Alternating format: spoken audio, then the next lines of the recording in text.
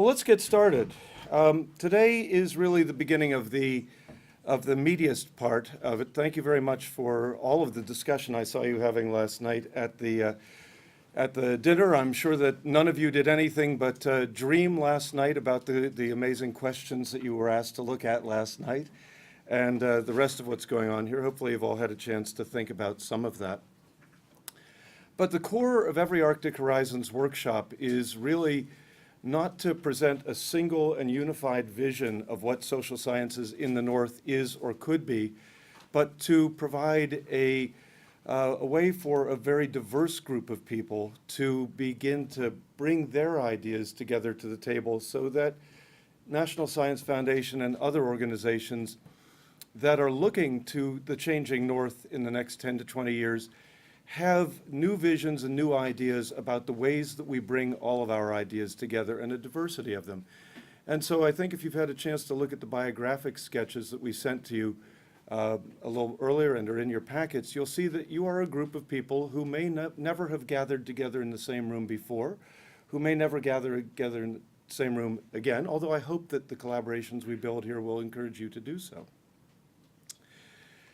We are looking really in the workshops, in the breakout sessions, for as much diversity of opinion and as much for each of you to advocate clearly to the group what it is that you in your field bring to each of those questions, but also to think all of us have worked in the Arctic. We all see things changing. We all see challenges for local communities that we work with. We all see challenges in how the media and how the public understands the North. All of us have opinions that may stand outside of what we do, whether our specific focus is archaeology or in social policy or in geology or anything else. And so we're looking for all of those ideas to come in. We will have relatively short periods of time to discuss these. We've given you about 45 to 60 minutes in the breakout groups to really pull your ideas together. In part, that's just because we don't have an infinite number of days to do this. We've discovered, after we first set up Arctic Horizons, that we could have easily, with any group of really interested, excited researchers and specialists, we could have made this a 4 or 5 day process at each given time. We could have done marathon. Instead, we're doing sprints. And not only will this be a time for you to be able to contribute your ideas, but through the blog on Arctic Horizons, through email to all of us, Aaron Presnell here in the front is coordinating a lot of these things. We're all looking at these. We want you to continue to contribute and think about what we're doing here. It's great information that we want to capture. I wanted, before we go any farther, just to thank some of the people who've been involved and acknowledge where we are. We are in the Watson Institute for International and Public Affairs. This is Brown's central location for interdisciplinary social sciences research, cutting across many departments, to look at issues of public policy. And it's one of the reasons why we're looking at issues of policy here today, at least as one of the parts. And I wanted to thank Edward Steinfeld, who is the director of Watson, Provost Richard Locke, who was the director when we began this project, Ellen White, who's helped with all the organization here, John Mazza, who is coordinating the AV. And so you know, all of the sessions, except the breakout sessions, will be filmed. There are cameras all around you here, keeping an eye on what you're doing. It's a little bit 1984, but it is Watson Institute International Public Policy, of course. No, it's very, very wonderful, and the mics are all active, so we will be also recording in the discussion sessions when we all come back here what we're saying, and that will go into the archive as well. At IBIS, where we were yesterday, I really wanted to thank Amanda Lynch, here with us today again, and Vanessa Janik, who is her assistant there, who has really been wonderful at helping us. The local coordinating committee, again, Amanda, Richard Locke, the provost, Bob Prussell, here in the back, director of the Hafenreffer Museum, Douglas Anderson, who will be with us later today, who is the director of the Circumpolar Laboratory at Brown University and has been doing Arctic research since about 1960 through Brown University. Yongsong Hwang is over here in geosciences, doing wonderful things, bridging now the social sciences and the natural sciences. And especially I wanted to give thanks to Emily Button-Cambick, in the back, a recent Brown grad who has had the lovely opportunity to consider and turn down a number of jobs within the past couple of weeks, but who has been really instrumental in getting all of this together. I also wanted to acknowledge the students who are here working with us. Unfortunately, one of them became ill last night, but if you could just raise your hands because they will be helping you out in the breakout sessions. Kevin Arguela, Julia Deng, who I think is out actually doing some printing for one of you. Brian Gomez, who is not going to be here with us today. Alok Bihari, who will be coming a little bit later. He's actually having to move today. Emma Radmilovich, and Elaine Staranka. Elaine, are you here? There she is, back here in the back. And this is a large project. This is, I think, all of us who are involved in coordinating Arctic Horizons were surprised at some point in, was it September or October?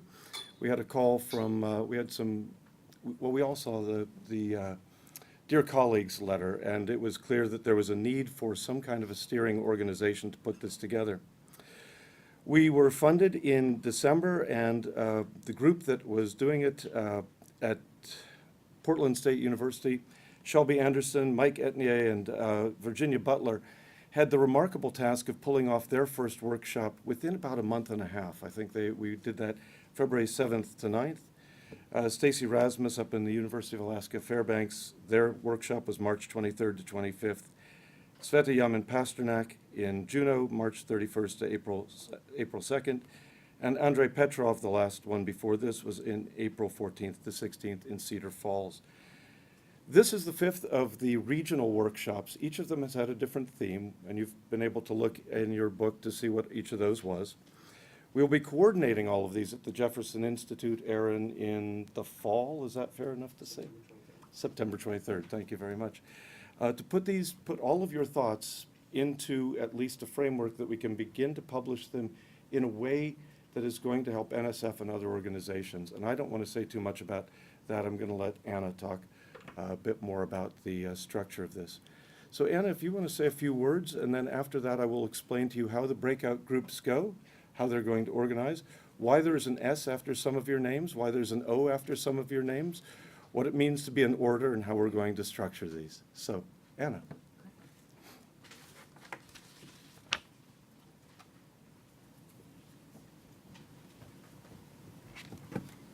So,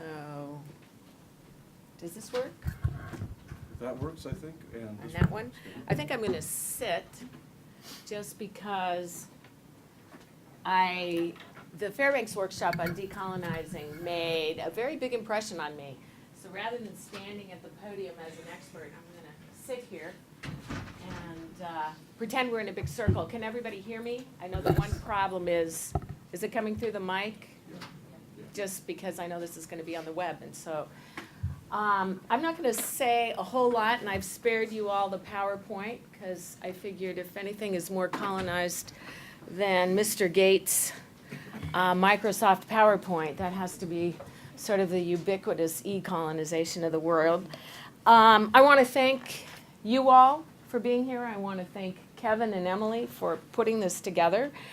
And I want to thank you all for having me here and giving me this opportunity to listen to your ideas, your dialogues, your communications, all of which will feed into a final synthesis of these ideas about Arctic social science. Obviously, NSF is the 800-pound gorilla in the room. I fund many, possibly most of the research that the researchers represent that are sitting here today, which is great. I'm honored that we're in that position, but this document will be broader than that. We're really looking at Arctic social science writ large, and other federal agencies will have their eyes on this document. Other state and local governments, NGOs. Obviously, we know that the Obama administration, we heard last night with Ambassador Brzezinski, has made the Arctic a priority. Hopefully that will continue to have that high level support and interest in the Arctic in general and in Arctic science. And so what you're doing here will feed into that process. And so I want to thank you all for taking your time to be here. My main role in this has been as the funder. And so that's why I'm here. And as I said in opening, it's the 800-pound gorilla in the room, but I think this document will have a life, and I think this process, Arctic Horizons, I'm toying with the idea and we've been talking about it, I think should have a life beyond these 6 workshops. And so I'm considering how to do that in the future. A lot of people wanted to be in this room, and the Jefferson Institute and Brown and the different organizations have provided the possibility of being here virtually, but we all know that virtually is not the same. Even if you're sending in your texts and questions that way, it's not the same as being in the room. The synergy is much stronger when you're actually here, and so I think that opportunity should be extended to others. I do have my notes so that I don't get off topic. I also want to introduce, I'm going to embarrass my boss, Section Head Simon Stevenson. And the reason I want to point Simon out is because he, even though he points out to me as an earth scientist, specifically glaciologist, he gets social science. He gets the importance of social science, and he's been a big supporter of this program, both intellectually and through funding for the program. And I think if you get a chance, if you haven't had a chance, introduce yourself. If you get a chance, introduce yourself to Simon, because he is a big part of the reason why we have the resources to be in this room. Kevin sort of outlined the structure, and I'm really grateful to the 5 institutions that helped put the Arctic Horizons together. I've participated in every workshop, partially virtually and now 3 in person. And it's been a marvelous learning experience for me, and I hope for all of you as well. But I do want to say a few words about the workshops. One, not nearly enough international participation. If we're talking Arctic, we need a lot more international participation. This has been very U.S. Researcher focused, and part of the reason for that was my budget. It's expensive to bring people long distances, and I think that hopefully the next one, we're going to be talking with IASA for the ICAST to have a town hall. Not only were there these 5 workshops, but there have also been several town halls talking about the Arctic Horizon process and having mini workshops at the little AAAs, the Alaska Anthropological Association, the Geographers meeting in San Francisco this year. So there has been the ASSW, their Arctic Science Summit Week. I'm amazed I can remember these acronyms. So there has been broader participation with a few more international, but I think continuing Arctic Horizons should hopefully include more international participation. Can't talk about the Arctic and just be talking about the U.S. footprint in science in the Arctic. And I totally understand that. I received that message. And so hopefully we'll be able to have more international and to create some synergies. We already do. ICARP, the director of ICARP 3 process attended one of the workshops, and she said to me that, you know, you really should be looking at ICARP. And I'm like, I looked at ICARP, and it's great because it does inform. There's a lot of great stuff in ICARP. That was a very top-down, very extensive process, and that's great. And so there is synergies between, Andrei Petrov was a part of that, and he did the Iowa workshop. So it's not that we're devoid of what's going on in the international scene. Most of you work in international fora. Not all of you work in the U.S. Arctic. In fact, most of you don't. And so your knowledge is feeding in as well. But I get that international participation. The other point that was made was not enough Indigenous people in these workshops. Totally true. I get it. But I will say that a number of leaders in the Indigenous science community came to me and said, we want our own workshop. We want a workshop that's totally focused on Indigenous scholarship. And that was the workshop held in Fairbanks. And not just me, but they felt that it was too much to require them to also attend other workshops. And so they really wanted not nearly, let's see, Stacy Rasmus said, you know, we had the horrible problem of having to turn people away. That workshop was over 50 people, but we had the wonderful problem of having to turn people away. It shows that the Indigenous scholarship community is much larger than we anticipated. People are actively interested in feeding into a process like this, which is marvelous. That workshop focused on decolonizing, which is part of the reason it would have been nice to have, you know, chairs, and we'll do that at the in the breakout sessions rather than me. I'm still standing here lecturing with the pretense of sitting in a chair rather than standing. But there were some really marvelous moments, and I think that Stacy was right. At the time I said, you know, we're going to get criticism for not having Indigenous scholars at all of the workshops, and there are a few Indigenous scholars at all of the workshops. By their choice, they couldn't make the Fairbanks workshop, and so they attended other workshops, or by design. But it was fascinating, and I encourage you all to take a look at some of the tape. Unfortunately, the speech component on those workshops was not great, but you really should, if you can, see Evan Peters, who's Gwich'in, who's the chancellor, the vice chancellor of the rural colleges in Alaska. He was the youngest Gwich'in tribal leader now at the institution. And he gave a marvelous speech that talked about violence and trauma to Indigenous people. That's continuing today, and how these, as we're sitting here, and I don't want to go on and on, I'm talking to social scientists, you all get what decolonizing is. We're sitting in a very colonized space, our institutions are very colonized. But in the Arctic, I think Arctic researchers probably have led the way in a large part in trying to decolonize some of Arctic science in that space through community collaboratory and community participatory-based research, actually having communities design the projects and ask the questions that they're interested in, and that's a wonderful collaboration.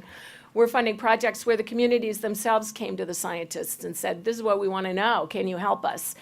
And the Arctic has really been at the forefront, all of you have been at the forefront of that process, and that's come out in the workshops. But there's a long way to go, and Evan Peters brought that forward by talking about not just trauma, but threats and violence to Indigenous people through what's continuing to be a colonizing process. And so I thought that Fairbanks gave Indigenous people a space. Atna Leader talked about some very high-level theoretical concepts in the Indigenous community, and in the workshop he said the great thing about this is I don't have to explain what decolonization is, what Indigenous knowledge is. I can start at a much higher level because everybody in the room has that basic knowledge. And so at the end of that, and you can see the tapes on, I thought it was a really important process. And I think it's important to continue to support a space of Indigenous scholars so that they can talk about these concepts, assuming everybody in the room gets it. Most of the people in the room get it and are already there. And like I said, a lot of you do this research. So it's not to exclude, it's really to give an opportunity. That was the purpose. That's why you're not seeing, because those same scholars would be the ones sitting in this room, and people have a limited amount of time. And one person at a workshop was very vehement about that.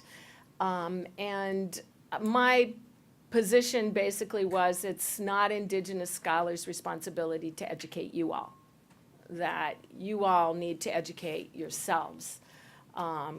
That's not their role. They have their own research, and they're doing their own thing, and that's what they want to talk about. And so if Indigenous scholars are sitting in these conferences, in these workshops, they're here because they're talking about their own research, not here as necessarily representatives of all Indigenous people. So anyway, I know I've lectured more than I should have, so that's that. I think the the Iowa workshop, you should listen to Peter Schweitzer's talk if you get a chance. It was a great talk. Tom McGovern talked about vanishing heritage, another great talk from Portland. Sina Anahita talked about gender and transgender and queer research, which was also another very important talk that occurred in Juneau that would be interesting. So the keynotes are definitely worth watching. If you have the time, you have some time. I encourage you to do that. I encourage you to blog. There's a blogging space. All of that information is being gathered by the Jefferson Institute. Doing word clusters. You can go on the website and see some of the word clusters that have come out. It's very interesting to see that, but even more interesting is to click on the audio because you can hear the contextualized words. So I pulled out some of the words that had some of the largest numbers. Education, no surprise, you're talking about the Arctic. Education is huge. Language, again, no surprise, talking about the Arctic. Language vitality is a huge topic in the Arctic. Health, community, knowledge, environment, collaboration, tradition, gender, family, creativity. These are some of the words that when you go to the website you can see, but those are all decontextualized. So when you're talking community, are you talking indigenous communities? Are you talking Arctic communities, stakeholders, or are you talking scientific community? And that's frequently when you see these word clusters, you're wondering, well, what does that represent? And now you can go and hear the actual audio and search on the term and hear the audio so you know what the context was, if that's something that interests you. So I encourage you to use that source. Let's see. I talked about decolonization. Arctic youth is another topic that's coming up. The elderly, living well, well-being, particularly of the elderly. Tom McGovern gave a very impassioned speech about disappearing heritage, vanishing heritage, and others talked about heritage and access to your heritage for Arctic communities can be very powerful and important for the long-term sustainability and well-being and future of Arctic residents. And so Sven Hawkinson, I don't know if you know Sven's work, but he's been someone who's done this work for a long time, reconnecting. Sven is a relatively young man. He's about my age. So I like to think of Sven as young. And he's been working for over 20 years reconnecting Alutiiq youth with their heritage. He sees this very powerful, and the reason I mentioned Sven's age is because we all think of Sven as wonderfully a wonderful culture broker, that he's a PhD in archaeology from Harvard, and yet he is fully Alutiiq, and he has a narrative that's very powerful about the trauma that and violence that occurred to him personally in denying Alutiiq heritage because of not being in touch with it and how that can affect you. And so he's made a point of connecting youth. And so heritage can be an extremely powerful way for communities to connect. And Sven has been a big part of that movement, and that's important. The urban Arctic, we don't think of the Arctic as urban spaces, maybe we all do, but the urban Arctic research, obviously, it's not just about numbers. Russia has some very large communities and population and size in the Arctic, but Nuuk is the urban Arctic when you look at structures and urban space, even though its population is small. We're still talking about urban space. Anchorage is definitely urban space. 200,000 in the lower 48, or as we call outside, 200,000 would be nothing. So I'm just wanted to give you a feel, if you haven't had a chance, justice, equity, power, big concepts. We haven't talked a lot about those issues in Arctic social science. I don't see a lot of those proposals in my program, which is one of the main ways I think new about the Arctic. Those are key. Issues, obviously gender, transgender, feminism in the new sense of all inclusivity, not just feminism in the sense of including women. Those are growing concepts and concepts that need to be explored and things that other people have been talking about at these conferences. So I just want to encourage you to speak openly, have dialogues, There's a Juno workshop was about synergy. There were artists, engineers, and social scientists at that workshop, and who thought we have a lot to say to each other. And so that's really what I see this workshop is about. Obviously, it will inform the National Science Foundation, but it will inform a lot of other groups as well. That is an important process to feed into what's happening, which you heard a lot from Ambassador Brzezinski last night about the Arctic and about policies in the Arctic and where this potentially, what kind of research do we need to be funding to be thinking about where research is going and what things don't we know about the Arctic. And this is one opportunity of many, I hope, in the coming future to talk about those ideas. So thanks, Kevin. I spoke longer than I meant to. Well, that's fine, but I suspect since we're in a circle here and not standing and lecturing, there may be questions here for you, I suspect, from people trying to think about how we can help you and what this group's role can be. And if anyone has questions to get us started, we have a little bit of time still left. Yeah? Quiet group. And can you talk a little bit about the process after this? After, like, what some of the final goals will be? Yeah, the process after this is the steering committee and a few other people, which I don't know how that decision, primarily the steering committee of the consortium of 5 institutions is going to get together and do a synthesis. And some of those people who are already very organized and concerned about, what are we going to be doing in those 3 days in Monticello? And so from there, I am envisioning, and Aaron can probably tell you a little bit more, a publication, a web publication, an e-publication, a publication that this is what came out of this series of workshops. I envision another series of workshops, obviously not next year, but maybe in 2018, and so soliciting possibly through a Dear Colleague letter or through other ways. I think that the process has been so fruitful and so many people wanted to be in the room that aren't, and as I said, international scholars and maybe not just an Indigenous scholarship workshop, but also integrating more Indigenous scholars throughout the process is where this would go. And then this will feed into the NSF. It will feed in through IARPIC to other federal agencies. With the IARPIC, I guess Ambassador Brzezinski talked about what that means, the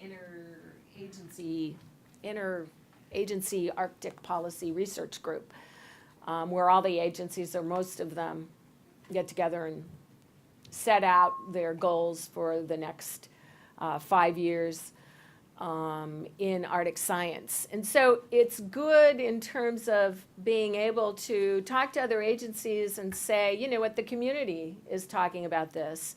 I can speak to NSF, and as I said, this isn't, even though NSF is funding it, this isn't just an NSF informing process. But I could say, NSF is a bottom-up. We talk about a bottom-up process that we want to know what the community is thinking. And I've started some of my talks at the Arctic Horizons workshop saying, this has been Anna's vision for the last, since 1999. Actually not true. We had a great solid document, and if you read it, Research Opportunities, Arctic Social Science, you're all probably thinking, wow, that was really forward thinking, but it doesn't capture all of it, and it doesn't capture what's happening, and people didn't then envision how quickly the Arctic would change, not just through climate change, but through globalization and other processes. And so this is a community process so that we can speak with some authority in other fora about this is what at least the U.S. Arctic social science and interdisciplinary science research community is thinking about these things. And there should be opportunities provided. Yeah. Yeah. This process is clearly going to inform how the NSF social science program will go forward in the future. But I'm curious about your thoughts on the interagency. What other agencies, there's Bureau of Ocean Energy Management, D. Williams, there's a little bit in NOAA, but where do you think best opportunities for what this activity will produce will inform those agencies so that they might focus a bit more or a bit differently on the Arctic zones.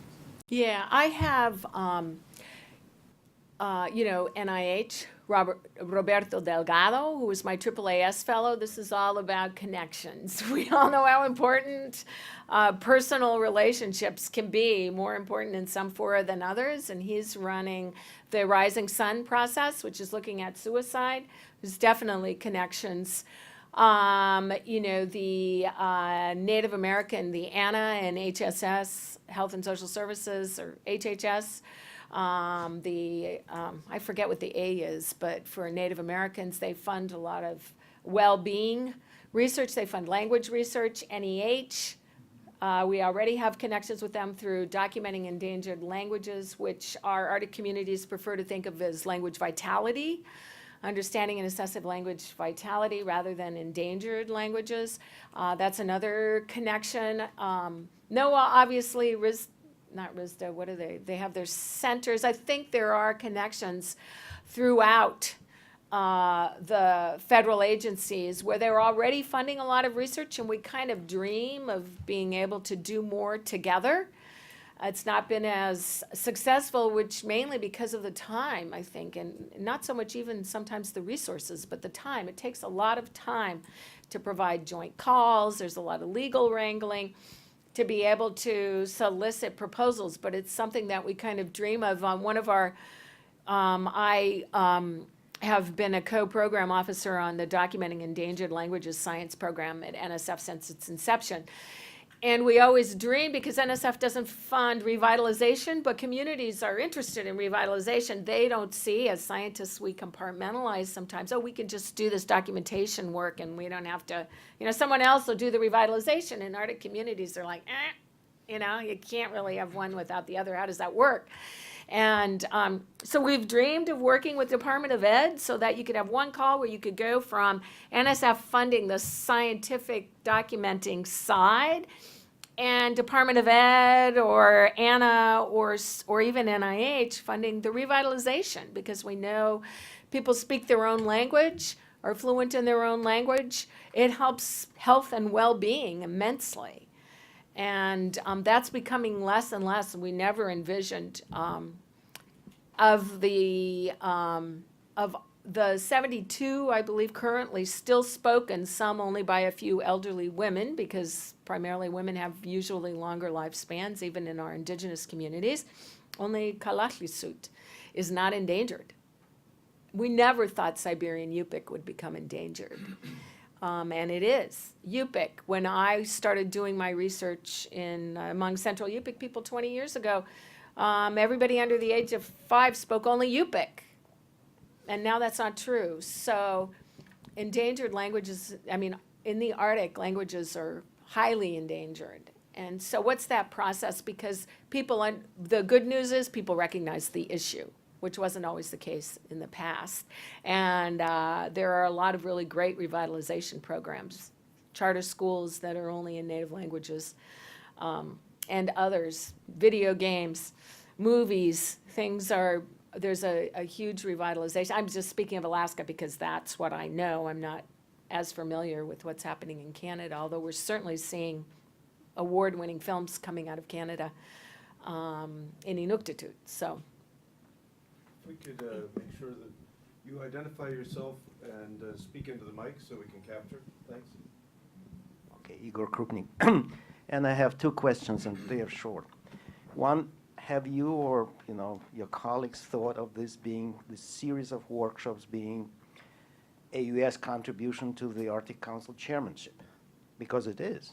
Mm-hmm. It is a tremendous project with international implications. So it's yes or no. That's a very simple question. And the other one is for the prospective outlet of all these activities. I've been a part of several reports commissioned by the Polar Research Board of the Academy.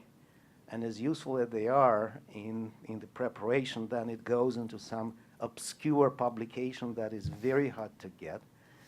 And my question is, have you thought of maybe teaming with IASA which is our broadest outlet, Yeah. or the University of the Arctic, to do a joint publication with them or through them, so that it immediately goes into a much larger international circumpolar domain. Yeah, yeah, that's a great idea. I really like that, Igor. That's a great idea. And I'll definitely talk about it and think about it, and I think it's a possibility for sure. Yes, we have this process already fed, let me speak the English language correctly, already fed into a Arctic Council. I sit on the social, economic, and cultural expert group for the Arctic Council. And this process and the ideas, from this process already fed into a document there. So yeah, it is feeding into Arctic Council work and already. So yeah, absolutely. I'll let Kevin choose. Jessica? Maybe just a point of clarification, because I read the 94 document that we were asked to, was it 1994? 99? 1999. And I'm wondering, so is there any expectation that these workshops will then lead to a new version of that?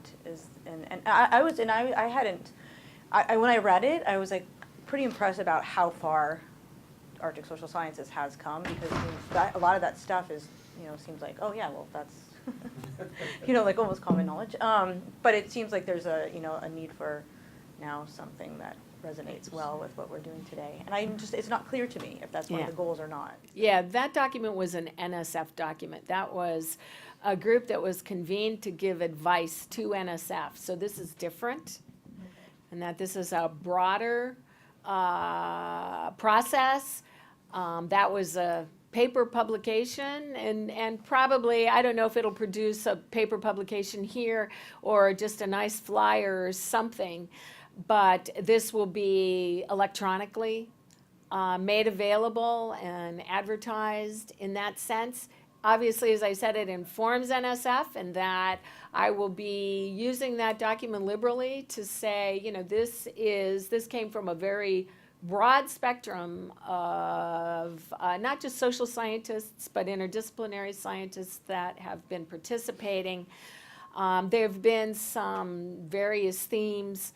So it's a little bit different in that this is reaching a broader community, broader voices. A lot of early career scholars have participated in this process more so than in the other process. And so it's slightly different, but sure, it will serve some of the same purposes that document served. Yeah. So speaking of colonisation and international participation, I was wondering about the international security issues that are coming up now, and we heard about that quite a bit last night, and I know that every Arctic forum I go to, there's a lot of discussion about the security implications of the change that's going on in the Arctic. And I'm just wondering if you could speak a little bit about how the science funding agencies are engaging with that process and how that voice can happen, apart from, the obvious thing, which is DOD funds research, but it's DOD. So, thinking about how we can inform that process perhaps more broadly. Yeah, I should probably hand the microphone to Simon, because he participates more in the big level. I'm sort of down here, and I kind of yap into Simon's ear, blah, blah, blah, blah, blah. And then he participates in those. I participate in the IARPIC at a certain level. And when I think of security, I think of food security and community well-being, and I think of those kind of security issues rather than political security. But as I've been learning in some of these forums, large geopolitics is playing, and a lot of you are doing and interested in that kind of research. And so we are, even like hadn't really thought when I first took this job about international relations and how you know, IR research is important. So, but I'll let Simon talk a little bit about the broader fora. So I think that's a nice illustration of where the workshops, or this particular workshop, can discuss something without necessarily targeting an NSF response to it. If the group thinks that that is a domain where questions should be asked scientifically and work done to create answers, that could be brought up in an outcome, and we, NSF, will certainly look at that and say, do we want to take this on, or is there a better home in the State Department, in DOD, national security domain, which is very active actually in Arctic issues, but not so that we can all see it for obvious reasons. So, I mean, there is work going on. It's not as transparent with academia, but a lot of the policy advisory groups, I'll call them, but the NGOs, that's the space that they all work in, and so it's not as if there's nothing happening in that area. It's just academia really hasn't sort of connected in the same way in the NSF world, and that's possibly okay.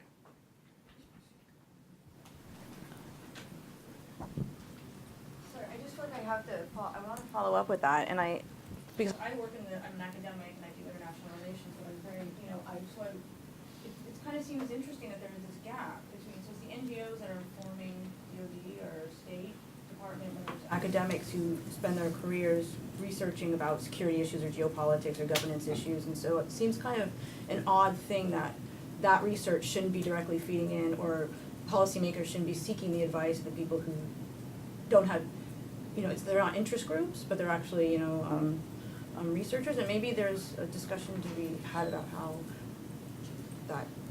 we might fill that gap, or if there's interest in filling that gap. So, yeah.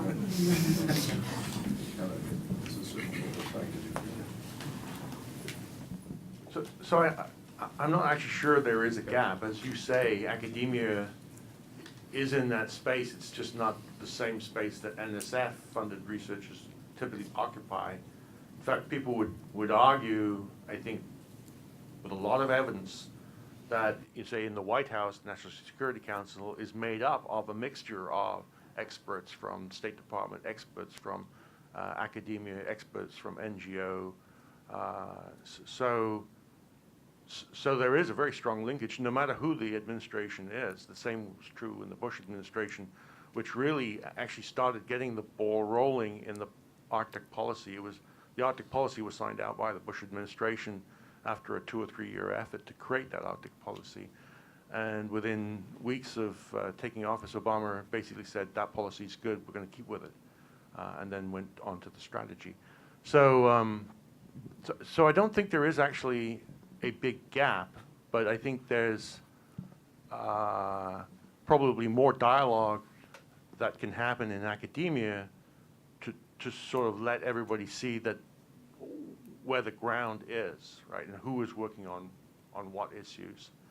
Do you feel like NSF has a role to play in that? I'm not sure. I'm not sure that.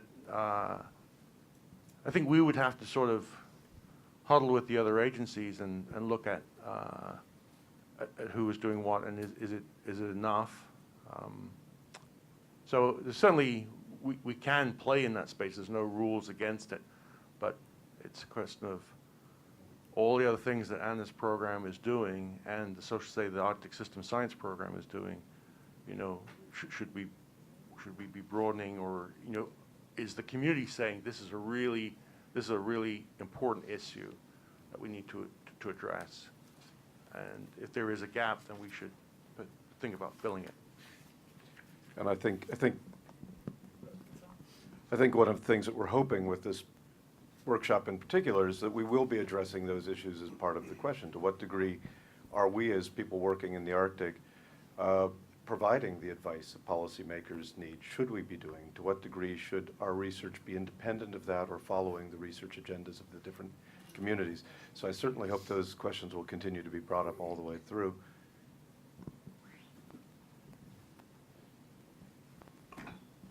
Not to belabor this particular topic, but I actually think that, that this is a particularly interesting opportunity to talk about because, as Amanda pointed out, there is a really big and growing securitization discourse about the Arctic. And I think as social scientists, we have a different perspective to offer.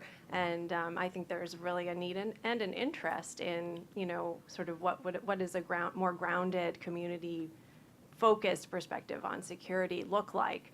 And so I hope we do get to talk about that and that might be something we consider, especially since policy is one of the sort of focus areas of this workshop, is what role could and should social scientists play in sort of broadcasting a more community focused perspective on security.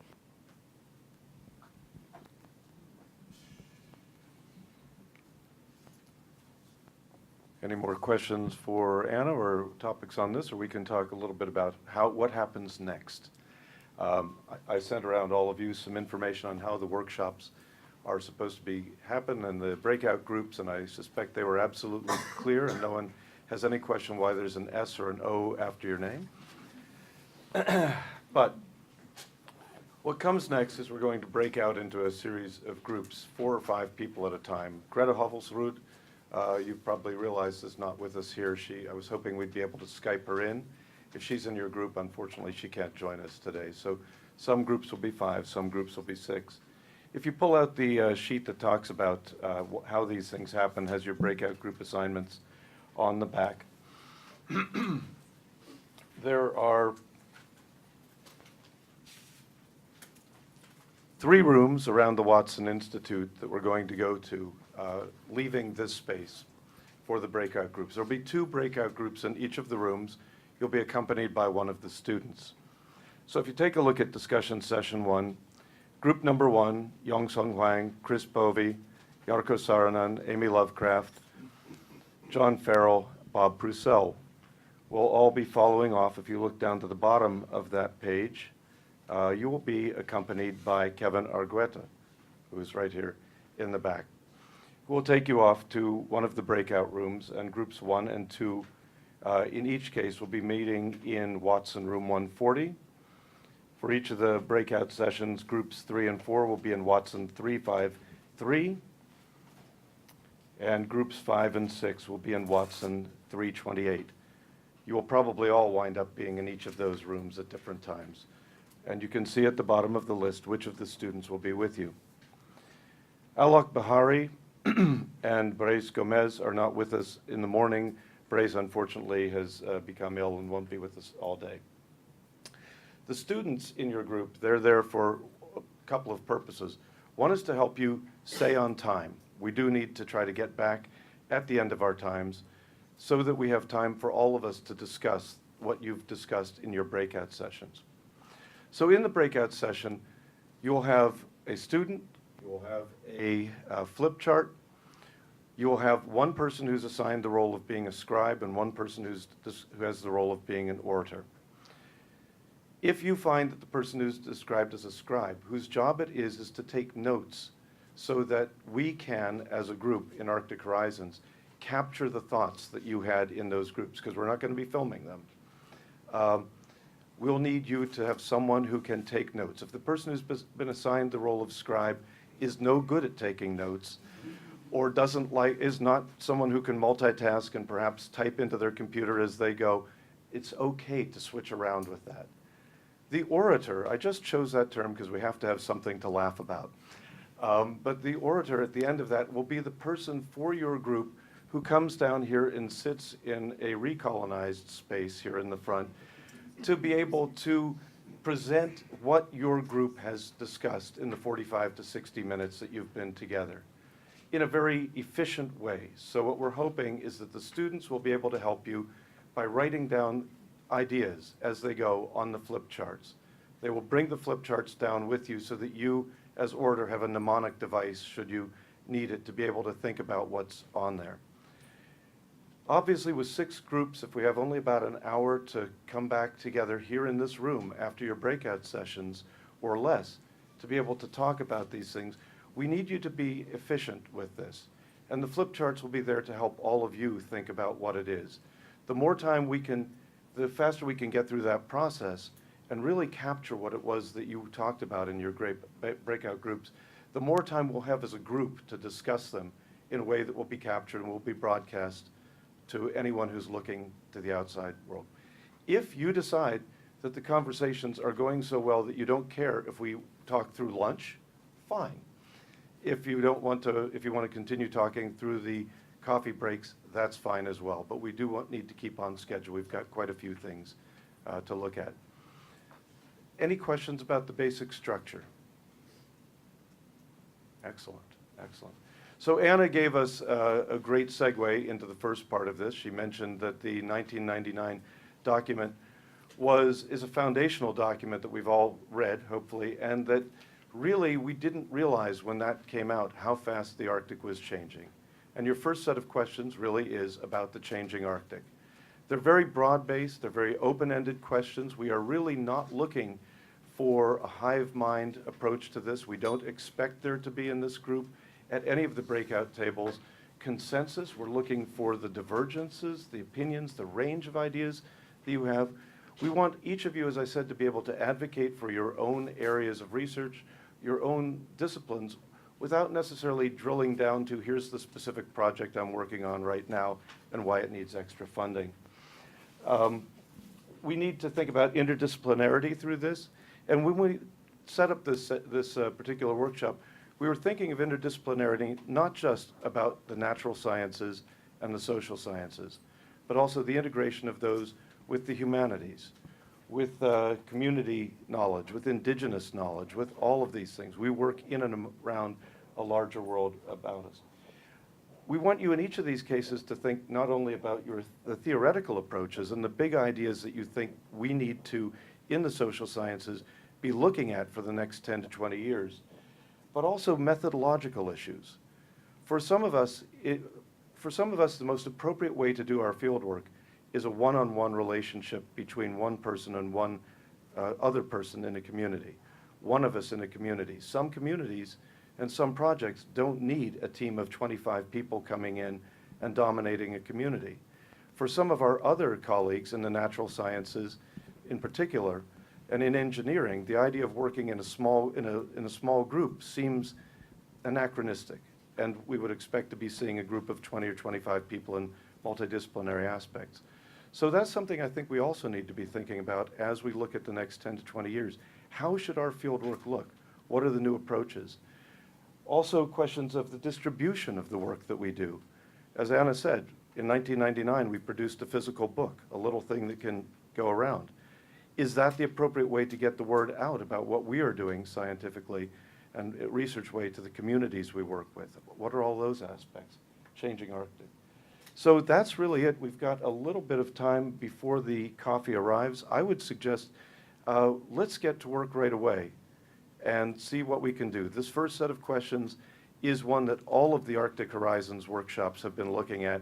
It is broad-based. There's a lot that's changing in the Arctic.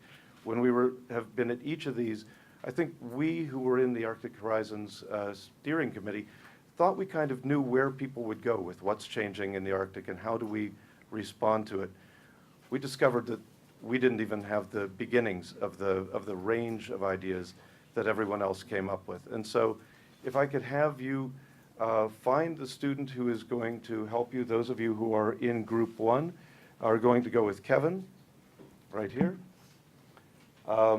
Group 2 has in it Emily Button-Cambick. We don't have Alok, so you can help them get to their place.